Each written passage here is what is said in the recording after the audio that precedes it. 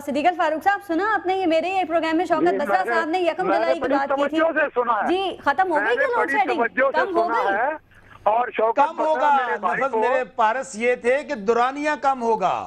بسرا صاحب اور انشاءاللہ میں آپ کو یہ بات جو کہہ رہا ہوں آج اگر صدیق الفاروق صاحب میری بات کو مانے میں ابھی ہمارے حلقوں کے اندر 18-20 گھنٹے ارون آباد کوٹ آباد اور پنجاب کے اندر لوڈ شیڈنگ ہو رہی تھی آج الحمدللہ وہ لوڈ شیڈنگ کافی نیچے آ گئی ہے اور ہمیں اس بات کا علم ہے کہ اگر لوڈ شیڈنگ ایسے رہی صدیق الفاروق صاحب کیا دورانیہ کم ہوا ہے؟ صدیق الفاروق صاحب نے جھوٹ بولنا ہے انہوں نے اس کے علاوہ کوئی کام نہیں اچھا میں جھوٹ بول رہا ہوں جی پارس میں جھوٹ بول رہا ہوں اور میرا جھوٹ یہ ہے کہ یکم جولائی کو جو انہوں نے 4 سے 5 گھنٹے کی لوڈ شیڈنگ ملک میں کہی تھی آپ اٹھا کے ریکارڈ چیک کریں اگر 16 گھنٹے کی لوڈ شیڈنگ نہ ہوئی ہو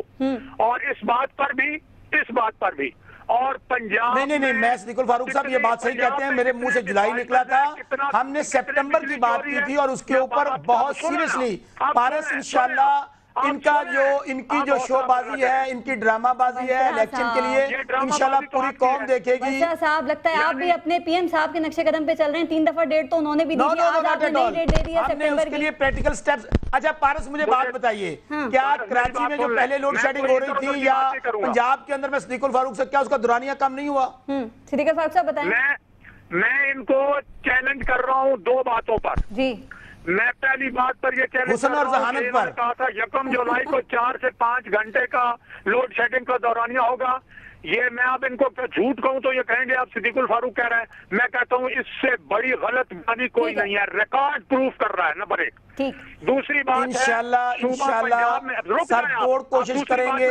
سر دھڑ کی بازی لگا دیں گے کہ سپٹمبر میں اس کو دورانی کو کم نہیں کریں وہ کس صوبے میں اور کس صوبے میں سب سے زیادہ چوری ہو رہی ہے پنجاب نہیں ہے باقی صوبے ہیں صوبے کی سیاست مت کریں یہ آپ کی پرانی عادت ہے اب آپ کا بستر بوریا گول ہو گیا یہ صوبے والی سیاست ختم کر دیں صدیق الفاروق صاحب نئی ڈیٹ دے دی ہے شوکت بسرا صاحب نے سپٹمبر کی بیان دے دیا عوام کو خوش کرنے کے لیے میں نے یہ کہا ہے کہ انشاءاللہ سپٹمبر کے اندر لوڈ شیڈنگ کا دورانیہ کم ہوگا پارس یہ دوبارہ پھر چلائیے گا نہیں شوکت بسرا صاحب وہی میں کہہ رہی ہوں پھر ایسا نہ ہو کہ کسی پروگرام میں آپ کہیں کہ وہ غلطی سے سپٹمبر میرے منہ سے نکل گیا تھا اور میں کہنا چاہ رہا تھا جنوری ایسا تو نہیں ہوگا نا اچھا میں تو اب آپ کو کہہ رہا ہوں میں اپنے حلقے سے آیا ہوں اس پارس اور یہ صورتحال اس وقت یہ ہے کہ جو 18-20 گھنٹے کی لوڈ شیڈنگ تھی الحمدللہ اب وہ تقریباً 8 اور 10 گھنٹے کے درمیان آئی ہے ہاں وقت کم رہ گیا میرے پروگرام کا بھی اور آپ لوگوں کا بھی اچھا وہ حسن اور ذہانت کی جو بات کر رہی تھی پارس وہ چھوڑ دیں حسن اور ذہانت کو وہ ختم ہو گئی بات میں کہہ رہی ہوں وقت کم رہ گیا پروگرام کا بھی آپ نے مذاق تو آپ نے کیا تھا میں نے تھوڑی کیا تھا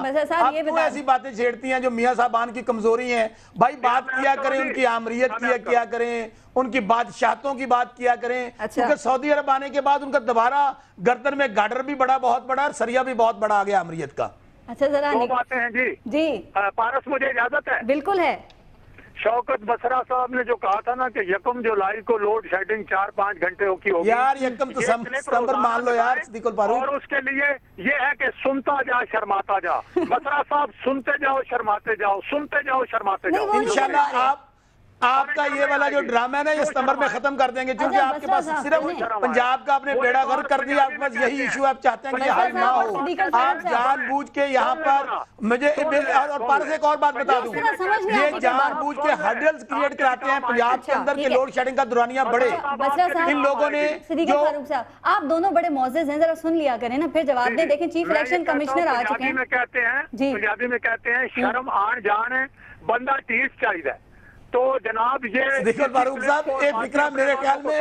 آپ لوگوں پہ زیادہ فٹ آتا ہے میرے بڑے بھائی ہیں یقین مانے جنہیں ٹیٹ تسی ہو میں کتے پورے پاکستان جو ٹیٹ سیاستدان نہیں بیٹھے آپ تو وہی ہیں بھائی آپ نے لکھ بھی لیا معاہدے بھی کر لیے باہر بھی بھاگے مانتے بھی نہیں ہیں اس سے بڑا ٹیٹ اور کون ہوگا یار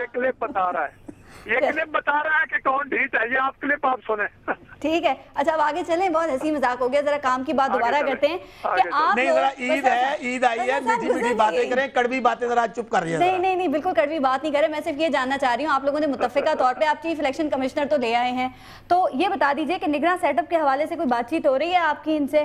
یا نہیں ہو رہی سن نہیں رہے یہ تو نہیں مانیں گے میں بتا دیتا ہوں یہ ہمارے پہلے دن سے ہمارے ساتھ ہیں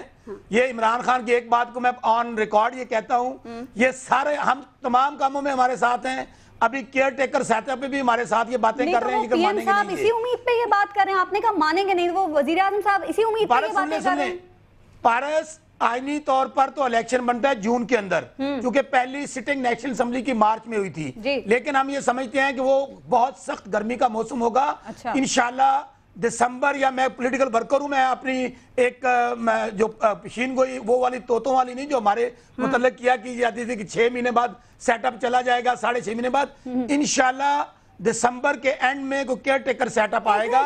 और मार्च में या अप्रैल के फर्स्ट वीक में इलेक्शन हो जाएंगे। बसर साहब एक सेकंड, बातें हम कर रहे हैं लेकिन बहुत आगे की, जरा मुझे ये बताएं कि मुझे याद आया कि 27 अगस्त को तो डेट है राजा साहब की, अगर राजा साहब चले गए तो फिर ये निगरां सेटअप कहां से कौन बनाएगा, फिर आप मिल बैठ के बात किससे करेंगे, राजा साहब अगर नहीं हुए तो फिर ये सब कैसे होगा जिसका आप जिक्र कर रहे हैं।